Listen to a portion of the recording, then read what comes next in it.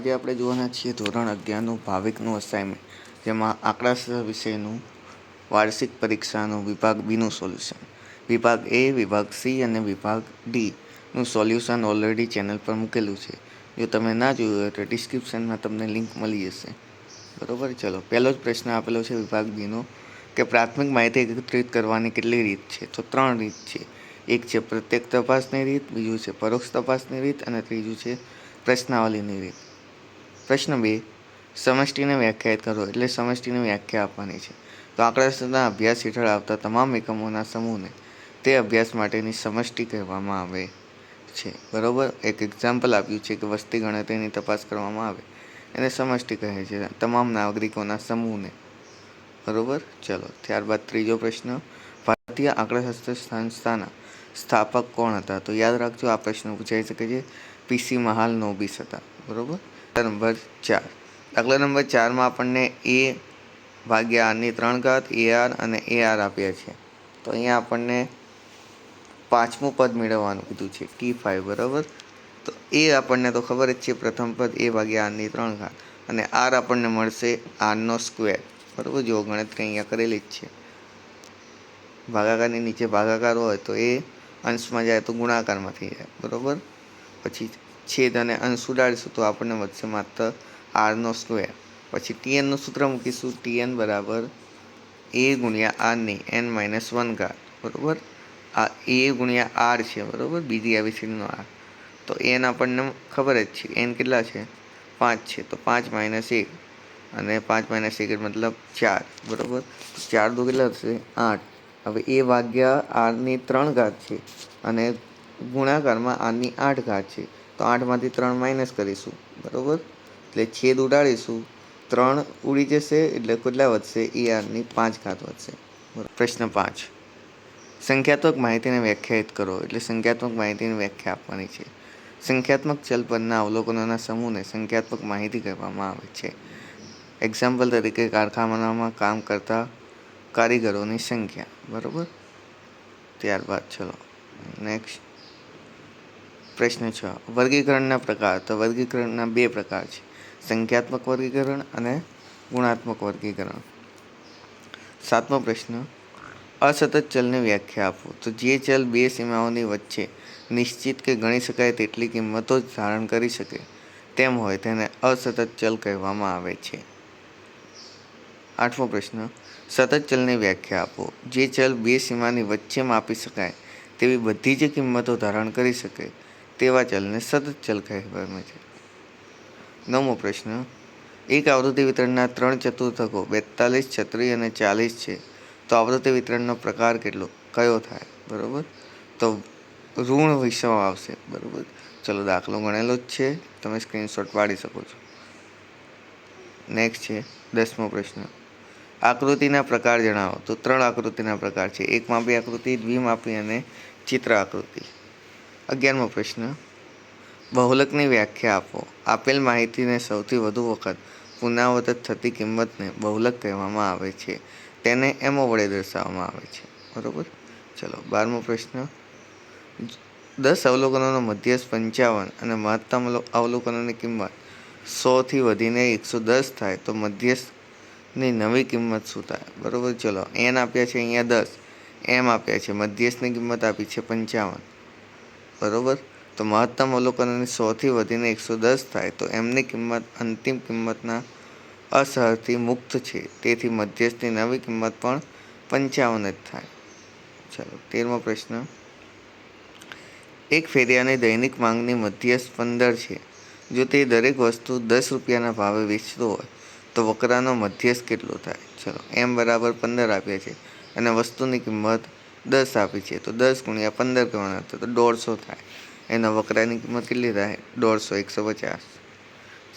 14મો પ્રશ્ન, નિર્દેશ આંકડાની વ્યાખ્યા આપો. તો નિર્દેશ એકમો પરથી મળતા સંખ્યાત્મક પરિણામોના આધારે મેળવેલા માપ જેવા કે મધ્યક, પ્રમાણિત વિચલન વગેરેને નિર્દેશ આંકડા કહેવામાં આવે છે. ત્યારબાદ 15મો પ્રશ્ન. બરાબર, ચલો દાખલો આપેલો છે, સ્ક્રીનશોટ તમે પાડી લો. બરાબર, સમજાવતો નથી હાલ ખાલી થિયરી જોઈએ છીએ, એ તમે નેક્સ્ટ વિડીયોમાં હું તમને સમજાવી દઈશ. દાખલા નંબર ચોથો હતો એ અને એક આ પણ. ચલો તો આનો આન્સર આવશે 103.8. બીજા સૂત્રની મદદથી પણ ગણી શકો, એવું જરૂર નથી કે આ એ વાળું સૂત્ર વાપરવું. 16મો પ્રશ્ન, ગુણના અવલોકનો 20, 20, 20 છે, તો બધા જ અવલોકનોને સરખા છે, તેથી ગુણનું પ્રમાણિત વિચલન એસનું શૂન્ય થશે, અર્થાત એસ બરાબર 0 થશે. બરાબર, શું થશે? 0. 17મો પ્રશ્ન, આપણને P25 આપ્યા છે 72.18, P75 આપ્યા છે 103.99, Q1 આપ્યા છે 72.18 અને Q3 પણ એ જ થાય 103.99. આપણે ચતુર્થક વિચલન ગોતવાનું છે, તો Q3 માઇનસ Q1 ભાગ્યા 2. બરાબર, તો જવાબ આવશે 15.90 અથવા 91 તમે લખી શકો છો. 18મો પ્રશ્ન, પ્રસારનું શ્રેષ્ઠ માપ કયું છે? તો પ્રમાણિત વિચલન એ પ્રસારનું શ્રેષ્ઠ માપ છે, યાદ રાખજો. ચલો 19માનું સોલ્યુશન સ્ક્રીનશોટ પાડી લો ફટાફટ.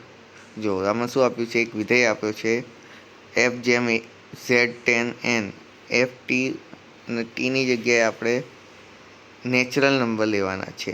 બરાબર, ટી સ્ક્વેર છે ને એની જગ્યાએ નેચરલ નંબર મતલબ 1, 2, 3, 4 એ લઈને આપણે સાદુરૂપ આપવાનું. ટી જ્યાં જ્યાં દેખાય બરાબર ત્યાં નેચરલ નંબરની રકમ મૂકવાની છે. ચલો સ્ક્રીનશોટ પાડી લો ફટાફટ. 20મો પ્રશ્ન, વિષમતાંક એટલે શું? વિષમતાંકની કિંમત વિસ્તાર જણાવો. વિષમતાંક સાપેક્ષ માપ વિસ્તારાંક કહેવામાં આવે છે. તેને સાંકેતમાં જે વડે દર્શાવવામાં આવે છે. એક બહુલકીય વિષમ આવૃત્તિ વિતરણમાં જેની કિંમત વિસ્તાર -1 થી +1 છે. જો આવૃત્તિ વિતરણમાં બહુલક અવ્યાખ્યાયિત હોય તો જેની કિંમત -3 થી +3 હોય છે. બરાબર, આ MCQમાં પણ પૂછાઈ શકે છે. -3 થી +3 અને -1 થી +1 વાળું. 21મો પ્રશ્ન, એક આવૃત્તિ વિતરણમાં x બાર બરાબર m બરાબર mo બરાબર 48 છે. જો આ આવૃત્તિ વિતરણમાં વિષમતા અંગે શું કહી શકાય? આવૃત્તિ વિતરણમાં વિષમતાંક શૂન્ય થાય એ આવૃત્તિ વિતરણ સમમિતતા ધરાવે છે એવું કહી શકાય. શું ધરાવે છે? સમમિતતા ધરાવે છે એવું કહી શકાય. 22મો પ્રશ્ન, એક માહિતી માટે Q3 + Q1 બરાબર 125, m બરાબર 62.5 છે, તો આવૃત્તિ વિતરણની વિષમતા અંગે શું કહી શકાય? તો Q3 + Q1 125 છે, m 62.5 છે, તો આપણે 2m બરાબર 2 ગુણ્યા 62.5 બરાબર 125, તો Q3 વત્તા Q1 બરાબર 2m છે, તેથી આવૃત્તિ વિતરણની વિષમતા શૂન્ય છે એમ કહી શકાય. 23મો પ્રશ્ન, ભારતમાં રાષ્ટ્રીય નિદર્શ તપાસ NSSની શરૂઆત કોના દ્વારા કરવામાં આવી હતી? તો પ્રોફેસર PC મહાલનોબિસ દ્વારા કરવામાં આવી હતી. 24મો પ્રશ્ન, એક માહિતીના આવૃત્તિ વિતરણનો મધ્યક અને તેના મધ્યસ્થ કરતાં 2 જેટલો ઓછો છે, તો આવૃત્તિ વિતરણનો વિષમતાનો પ્રકાર જણાવો. બરાબર, તો x બાર -m બરાબર -2, 2 ઓછો છે મતલબ -2, તો શું આવશે? ઋણ છે. વિષમતાનો પ્રકાર શું આવે? ઋણ આવે.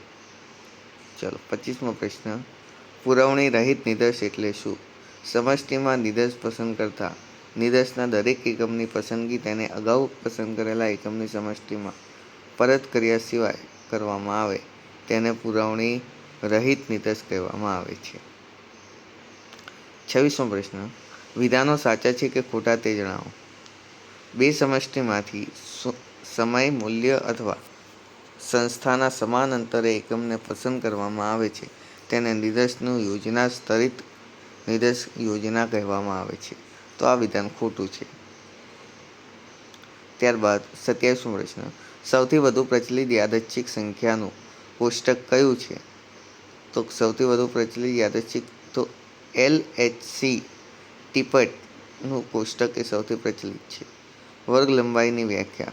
વર્ગ લંબાઈ એટલે ઉર્ધ્વસીમા બિંદુ તેમજ અધઃસીમા બિંદુ વચ્ચેના તફાવતને વર્ગ લંબાઈ કહેવામાં આવે છે. અથવા તો તમે અધઃસીમા ઉર્ધ્વસીમા લખી શકો કે અધઃસીમા અને ઉર્ધ્વસીમા વચ્ચેના તફાવતને વર્ગ લંબાઈ કહેવામાં આવે છે. ત્યારબાદ 29મો પ્રશ્ન, સરળ યાદચ્છિક નિદર્શ પસંદ કરવાની રીત જણાવો. તો એક તો છે લોટરીની રીત, બીજી છે યાદચ્છિક સંખ્યાઓના કોષ્ટકની રીત. ચલો 30મા પ્રશ્નનો દાખલાની ગણતરી છે. સ્ક્રીનશોટ પાડી લો તમે ફટાફટ. ચલો 31મો પ્રશ્ન, વિધેય વ્યાખ્યાયિત થવા માટે શરત જણાવો. વિધેય વ્યાખ્યાયિત થવા માટેની જરૂરી શરત એ છે કે વિધેય પ્રદેશગણ A અને પ્રદેશગણ B બંને ખાલી ગણ ન હોવા જોઈએ. ચલો 32મો, ઘટકને 2 બાદ કરો. આ નિયમને વિધેય કરી. ચલો આમાં નેચરલ નંબર લેવાના છે. નેચરલ નંબર શું છે? 1, 2, 3, 4. ત્યારબાદ લખવાનું કે તેથી પ્રદેશગણના પ્રત્યેક ઘટકમાંથી 2 બાદ કરો તે નિયમ વિધેય કહી શકાય નહીં. ચલો 33મો પ્રશ્ન, બંને અંતિમ ચતુર્થક વચ્ચેના દશાંશક કેટલા છે? બરોબર, યાદ રાખજો દશાંશક કીધું છે. તો દશાંશક મતલબ D3, D4, D5, D6 અને D70. એટલે 30, 40, 50, 60 અને 70. બરોબર, આ થશે જવાબ આપણો. જુઓ, બંને અંતિમ કીધું છે. અંતિમ મતલબ Q3 અને છેલ્લો શું આવશે? Q3 મતલબ 75 અને Q1 મતલબ 25. એ રીતે યાદ રાખો. બે કીધું છે ને, Q1 મતલબ 25 અને Q3 મતલબ 75. તો 25 અને 75ની વચ્ચે કેટલા દશાંશક આવ્યા? તો D3 યાની 30 આવ્યો, 40 આવ્યો, 50 આવ્યો, 60 આવ્યો, 70 આવ્યો. બરોબર, તો D3, D4, D5, D6 અને D7. એના પછી નીચેના આપેલ ગણોના ઘટક વચ્ચે સમૂહ વિધેય છે કે નહીં તે જણાવો. ચલો ચકાસો. આપણને એક ફોર્મ્યુલા આપ્યું છે અને પ્રદેશગણ સપ્રદેશગણ આપ્યું છે અને નિયમ આપ્યો છે કે y બરાબર 2x - 1 ભાગ્યા x + 1. આપણે પ્રદેશગણની રકમ રાખવાની છે. એક્સની જગ્યાએ એક્સ જ્યાં જ્યાં દેખાય ત્યાં 2 મૂકવાના છે, ત્યારબાદ 5 મૂકવાના, ત્યારબાદ 6 મૂકવાના. પછી એનો જે ફાઇનલ આન્સર આવે એને સપ્રદેશગણ સાથે સરખાવવાનો છે. બરાબર, જો અહીંયા આપણે ગણેલું છે. સ્ક્રીનશોટ તમે પાડી શકો છો. ચલો નેક્સ્ટ 35મો પ્રશ્ન, વિધાન જો ABCD ગુણોત્તર શ્રેણીમાં હોય તો AD બરાબર BC સાચું છે કે ખોટું? તો આ વિધાન સાચું છે. 36મો પ્રશ્ન, જો ગુણોત્તર શ્રેણીનું nમું પદ Tn બરાબર 2 n+1 હોય તો સામાન્ય ગુણોત્તર શોધો. તો સામાન્ય ગુણોત્તર માટે આપણે Tn A ગુણ્યા Rની n-1 બંને સરખાવતા સામાન્ય ગુણોત્તર 2 આવશે. બરોબર. 37મો પ્રશ્ન, ગુણોત્તર શ્રેણી 7, 7, 7 માટે પ્રથમ 20 પદોનો સરવાળો શોધો. તો A બરાબર 7 છે, R બરાબર 7/7 મતલબ 1 અને n બરાબર 20 છે. તો S20 બરાબર 20 ગુણ્યા 7 યાની 140. શોર્ટ ટૂંકું સૂત્ર વાપરવાનું. બરોબર. 38મો પ્રશ્ન, એક ગુણોત્તર શ્રેણીમાં સામાન્ય ગુણોત્તર 1 હોય અને S8 બરાબર 24 હોય તો પ્રથમ પદ મેળવો. ચલો અહીંયા આપણને R આપ્યો છે 1 અને SN નું સૂત્ર કયું આવશે? n ગુણ્યા A. બરાબર, તો S8 બરાબર 8A. ચલો 8 ગુણાકારમાં છે, પેલી બાજુ જાય તો ભાગાકારમાં. તો 24/8 બરાબર એનો જવાબ આવશે 3. ચલો અહીંયા સુધી આપણે રાખીએ. તો વિડીયો ગમ્યો હોય તો લાઈક કરો, શેર કરી દો તમારા મિત્રો સાથે. બરાબર, અને ટૂંક જ સમયમાં વિભાગ E, F અને અકાઉન્ટમાં પણ વિભાગ C પૂરો કરી નાખું. વિભાગ D, E, F બધું જ સોલ્યુશન શોર્ટ ટાઈમમાં આવી રહ્યું છે. લાઈક કરો, શેર કરો તમારા મિત્રો સાથે.